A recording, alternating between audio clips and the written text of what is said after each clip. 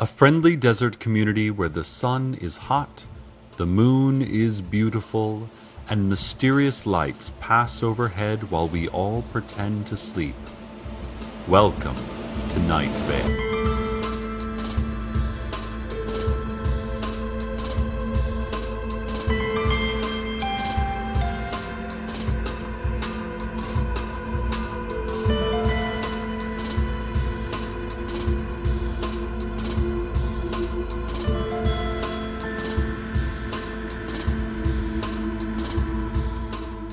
Hello, listeners. To start things off, I've been asked to read this brief notice. The City Council announces the opening of a new dog park at the corner of Earl and Somerset near the Ralphs. They would like to remind everyone that dogs are not allowed in the dog park. People are not allowed in the dog park. It is possible you will see hooded figures in the dog park. Do not approach them. Do not approach the dog park. The fence is electrified and highly dangerous. Try not to look at the dog park, and especially do not look for any period of time at the hooded figures. The dog park will not harm you. And now the news. Old woman Josie, out near the car lot, says the angels revealed themselves to her. Said they were 10 feet tall, radiant, and one of them was black. Said they helped her with various household chores. One of them changed a light bulb for her, the porch light. She's offering to sell the old light bulb, which has been touched by an angel. It was the black angel, if that sweetens the pot for anyone. If you're interested, contact old woman Josie. She's out near the car lot. A new man came into town today. Who is he? What does he want from us? Why his perfect and beautiful haircut? Why his perfect and beautiful coat? He says he is a scientist. Well, we have all been scientists at one point or another in our lives. But why now? Why here? And just what does he plan to do with all those breakers and humming electrical instruments in that lab he's renting? The one next to Big Rico's Pizza. No one does a slice like Big Rico. No one. Just a reminder to all the parents out there. Let's talk about safety when taking your children out to play in the scrublands and the sand wastes. You need to give them plenty of water. Make sure there's a shade tree in the area, and keep an eye on the helicopter colors. Are the unmarked helicopters circling the area black? Probably world government. Not a good area for play that day. Are they blue? That's the sheriff's secret police. They'll keep a good eye on your kids and hardly ever take one. Are they painted with complex murals depicting birds of prey diving? No one knows what those helicopters are or what they want. Do not play in the area. Return to your home and lock the doors until a sheriff's secret policeman leaves a carnation on your porch to indicate that the danger has passed. Cover your ears to blot out the screams. Also, remember, Gatorade is basically soda, so give your kids plain old water and maybe some orange slices when they play.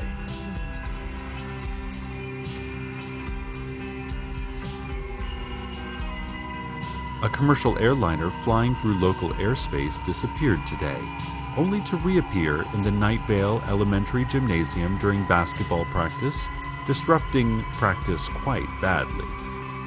The jet roared through the small gym for only a fraction of a second, and before it could strike any players or structure, it vanished again.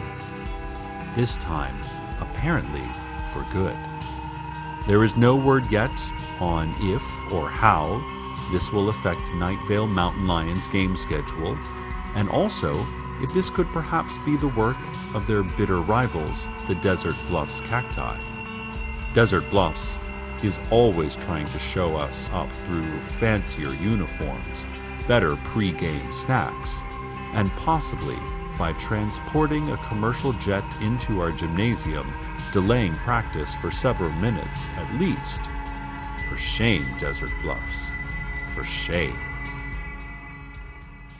That new scientist, we now know is named Carlos, called a town meeting. He has a square jaw and teeth like a military cemetery. His hair is perfect, and we all hate and despair and love that perfect hair in equal measure. Old woman Josie brought corn muffins, which were decent, but lacked salt.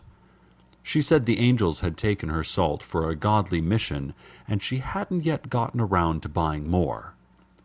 Carlos told us that we are, by far, the most scientifically interesting community in the U.S., and he had come to study just what is going on around here.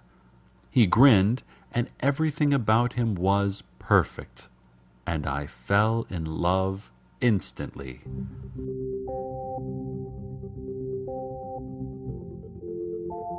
Government agents from a vague yet menacing agency were in the back, watching. I fear for Carlos. I fear for Night Vale. I fear for anyone caught between what they know and what they don't yet know that they don't know.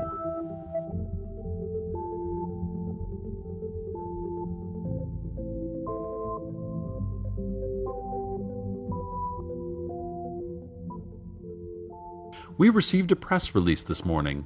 The Night Vale Business Association is proud to announce the opening of the brand new Night Vale Harbor and Waterfront Recreation Area. I have been to these facilities myself recently on their invitation, and I can tell you that it is absolutely top of the line and beautiful. Sturdy docking areas made from eco-friendly post-consumer material. A boardwalk for pedestrians, and plenty of stands ready for local food vendors and merchants to turn into a bustling public marketplace.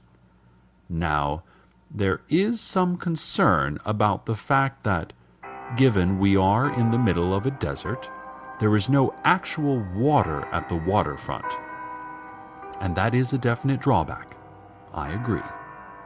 For instance, the boardwalk is currently overlooking sagebrush and rocks. The Business Association did not provide any specific remedies for this problem, but they assured me that the new harbor would be a big boost to Night Vale nonetheless. Maybe wait until a flash flood and head down there for the full waterfront experience. The local chapter of the NRA is selling bumper stickers as part of their fundraising week. They sent the station one to get some publicity, and we're here to serve the community, so I'm happy to let you all know about it. The stickers are made from good, sturdy vinyl, and they read, "Guns don't kill people. It's impossible to be killed by a gun. We are all invincible to bullets, and it's a miracle." Stand outside of your front door and shout NRA to order one.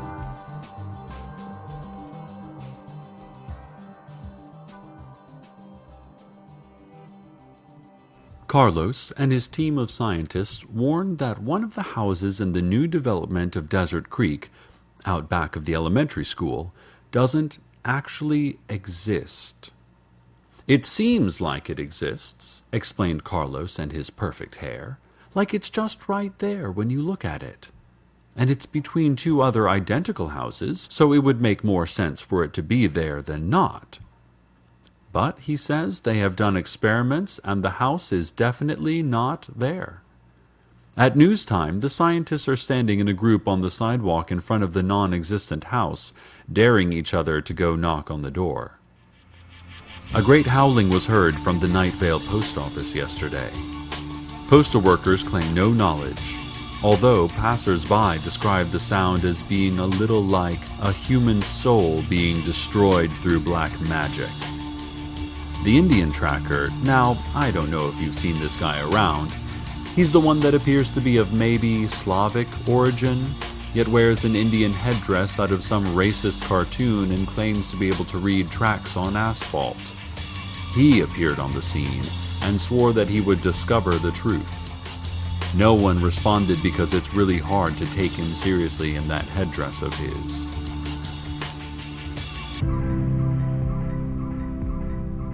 Lights, seen in the sky above the Arby's.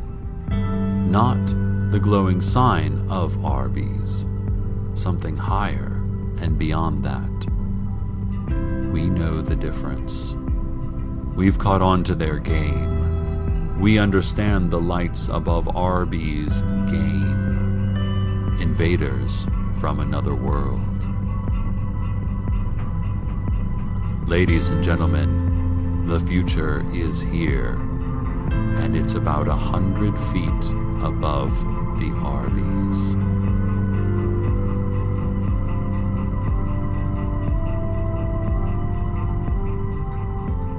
Carlos and his scientists at the monitoring station near Route 800 say their seismic monitors have been indicating wild seismic shifts, meaning to say that the ground should be going up and down all over the place. I don't know about you folks, but the ground has been as still as the crust of a tiny globe rocketing through an endless void could be. Carlos says that they've double-checked the monitors and they are in perfect working order. To put it plainly, there appears to be catastrophic earthquakes happening right here in Night Vale that absolutely no one can feel. Well, submit an insurance claim anyway. See what you can get, right? Traffic time, listeners. Now, police are issuing warnings about ghost cars out on the highways. Those cars only visible in the distance, reaching unimaginable speeds, leaving destinations unknown for destinations more unknown. They would like to remind you that you should not set your speed by these apparitions, and doing so will not be considered following the flow of traffic. However, they do say that it's probably safe to match speed with the mysterious lights in the sky, as whatever entities or organizations responsible appear to be cautious and reasonable drivers. And now, the weather. The old church down the street, concrete beneath my feet, the shadows of the leaves. These and more than these and more than these, digging deeper. These and more than these, you gotta dig in deeper. I speak in ancient tongues, I stare straight at the sun. What I've done can't be undone. These and more than these and more than these, digging deeper. These and more than these, you gotta dig in deeper. Blood on my hands, but none on my soul. Someday, God willing, I will be whole. And up above, I feel the love from every star in the sky. I'll never be alone, I will never cry. I'll never be alone, I will never die.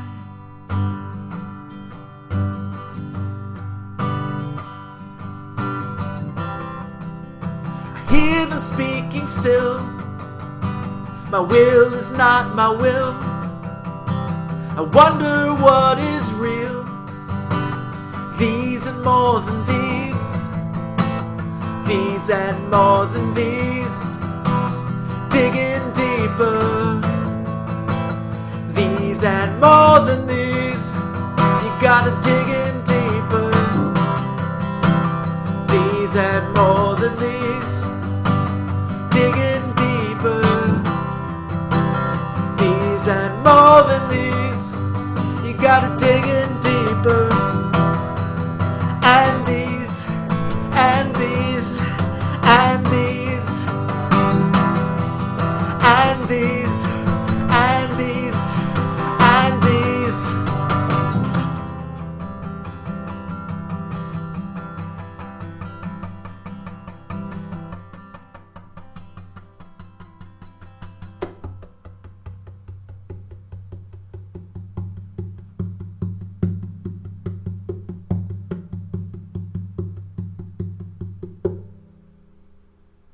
Welcome back, listeners.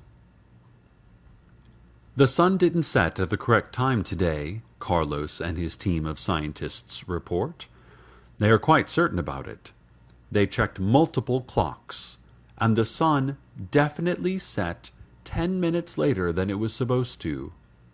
I asked them if they had any explanations, but they did not offer anything concrete. Mostly they sat in a circle around a desk clock, staring at it, murmuring and cooing. Still, we must be grateful to have the sun at all. It's easy to forget in this hot desert climate, but things would actually be slightly harder for us without the sun. The next time the sun rises, whatever time that turns out to be, take a moment to feel grateful for all the warmth and light and even, yes, extreme heat that our desert community is gifted with. The City Council would like to remind you about the tiered heavens and the hierarchy of angels. The reminder is that you should not know anything about this. The structure of heaven and the angelic organizational chart are privileged information, known only to the City Council members on a need-to-know basis. Please, do not speak to or acknowledge any angels that you may come across while shopping at the Ralphs or at the Desert Flower Bowling Alley and Arcade Fun Complex. They only tell lies and do not exist. Report all angel sightings to the City Council for treatment.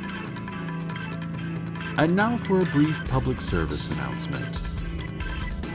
Alligators. Can they kill your children? Yes. Along those lines, to get personal for a moment, I think the best way to die would be swallowed by a giant snake. Going feet first and whole into a slimy maw would give your life perfect symmetry.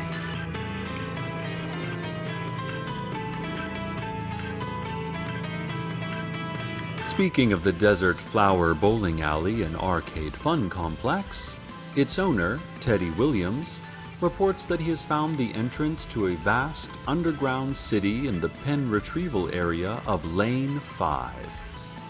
He said he has not yet ventured into it, merely peered down at its strange spires and broad avenues.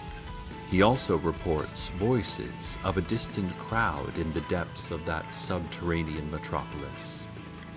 Apparently, the entrance was discovered when a bowling ball accidentally rolled into it, clattering down to the city below with sounds that echoed for miles across the impossibly huge cavern. So, whatever population that city has, they know about us now, and we might be hearing from them very soon. Carlos, perfect and beautiful, came into our studios during the break earlier, but declined to stay for an interview. He had some sort of blinking box in his hand, covered with wires and tubes. Said he was testing the place for materials. I don't know what materials he meant, but that box sure whistled and beeped a lot. When he put it close to the microphone, it sounded like a bunch of baby birds had just woken up. Really went crazy. Carlos looked nervous.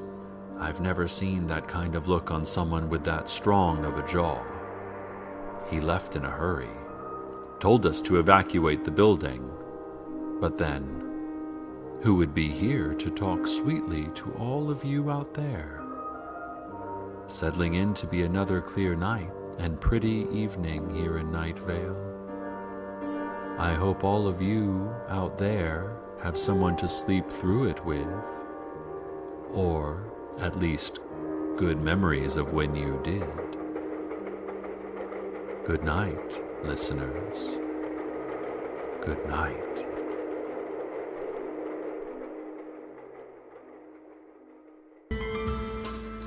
Welcome to Night Vale is a production of Commonplace Books. It is written by Joseph Fink and Jeffrey Craner and produced by Joseph Fink. The voice of Night Vale is Cecil Baldwin. Original music by Disparition. All of it can be downloaded for free at disparition.info. This episode's weather was These and More Than These, also by Joseph.